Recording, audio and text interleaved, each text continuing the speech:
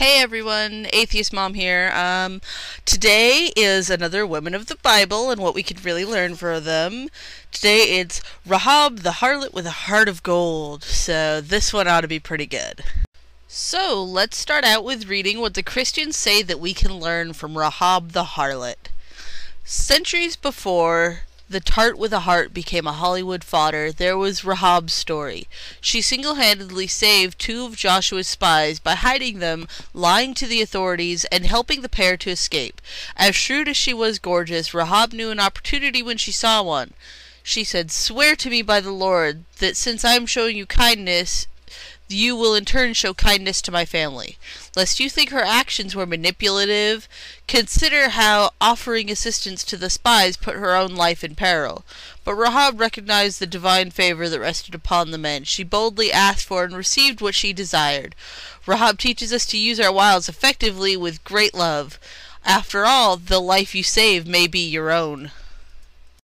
So, a little bit of background on this story. Basically, what's going on is that the Israelites under Joshua have been going around and sacking cities and, killing tons of people. And so, all of the other cities and nations around them are starting to get a little bit nervous and a little bit on edge because, these crazy murdering maniacs are coming their way. And so, we get to the story of Rahab. It's Joshua 2, 1 through 24. So I am actually going to take the time and read all of this because I think you guys need to hear the whole story in order to really understand what's going on. So here we go. Rahab and the spies. Then Joshua, son of Nun, secretly sent 2 spies from Shittim. "Go, look over the land," he said, "especially Jericho." So they went and entered the house of a prostitute named Rahab and stayed there. The king of Jericho was told, "Look, some of the Israelites have come here tonight to spy out the land." So the king of Jericho sent his message to Rahab, "Bring out the men who came here and entered your house, because they have come to spy out the whole land." But the woman had taken the 2 men and hidden them. She said, "Yes, the men came to me, but I did not know where they had come from. At dusk, when it was time to close the city gates, they left. I do not know which way they went. Go after them quickly, you may catch up with them." But she had taken them up to the roof and hidden them under the stalks of flax she had laid out on the roof. So the men set out in pursuit of the spies on the road that leads to the fords of the Jordan. And as soon as the pursuers had gone out, the gate was shut. Before the spies lay down for the night, she went up to the roof and said to them, "I know that the Lord has given you this land, and that a great fear of you has fallen on us, so that all who live in this country are melting in fear because of you.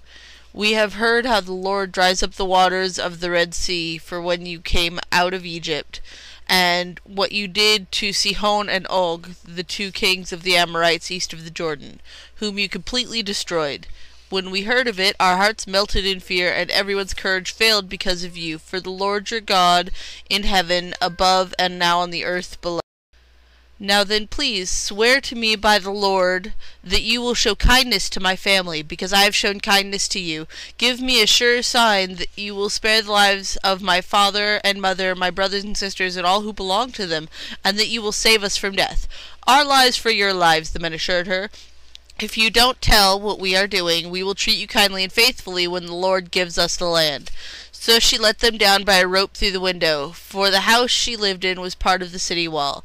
She said to them, "Go to the hills so the pursuers will not find you. Hide yourselves there 3 days until they return, and then go on your way." Now the men had said to her, "This oath you made us swear will not be binding on us unless when we enter the land you have tied the scarlet cord in the window through which you let us down, and unless you have brought your father, mother, brothers, and all of your family into your house. If any of them go outside your house into the street, their blood will be on their own heads.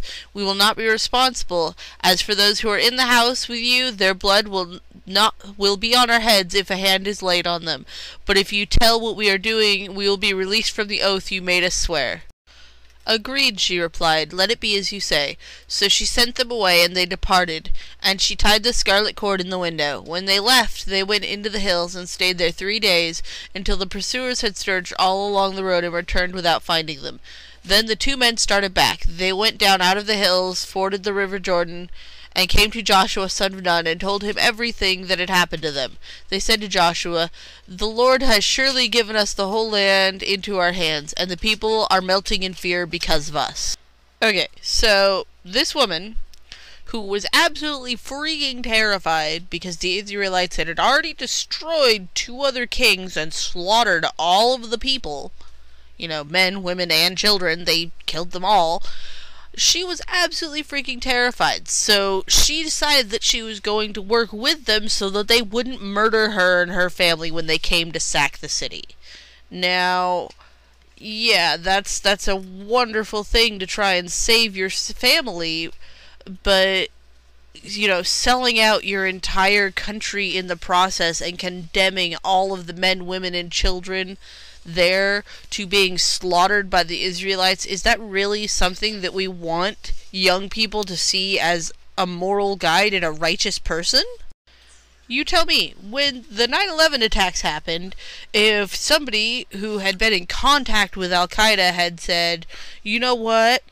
I will help you plan out the attacks and everything as long as you tell me when you're going to attack so that me and all of my family can be out of the area and we won't be in danger." Would that have really been such a righteous thing to do? Would that have been, okay by the courts if they had found out? Would that person have just been let off saying, "Oh yeah, I understand, you were just protecting your family, that's perfectly fine"? But at the cost of, over 3,000 lives, is that really okay? So, basically the story goes on that they marched around Jericho and they followed all the Lord's commands and the walls fell down. And they went in and they did not harm Rahab and her family because they were all in her house and she'd done it, they said. But basically they went in, they murdered everyone. They killed everyone. The women, the children, they did not spare anyone except for Rahab and her family. Now, she had, smuggled them in. She'd given them the details of how they, could get out and everything. If somebody did this with modern terrorists, they would be brought up on charges of freaking treason. They would be put in jail for the rest of their lives. And this is what the Christians say that they want us to emulate? So yes, to all you Christians out there, go befriend some terrorists because they say that their work is from the Lord. Befriend the terrorists, you can smuggle them in, you can hide them, just so that they won't kill you and your family. That's all okay. That's perfectly moral and a wonderful thing to do according to the Bible. So all you Christians really need to learn well from this. Now, I know that there are a lot of Christians out there who will say that, that's not the moral, that's not what we should take away from this, but that's literally what the story in the Bible says. I read it to you. And so, what I want people to think about is successful countries that have low rates of crime, low murder rates, low assault rates.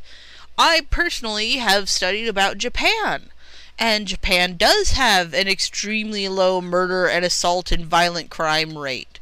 And it's because the community is considered more important than the individual. That's how these children are taught.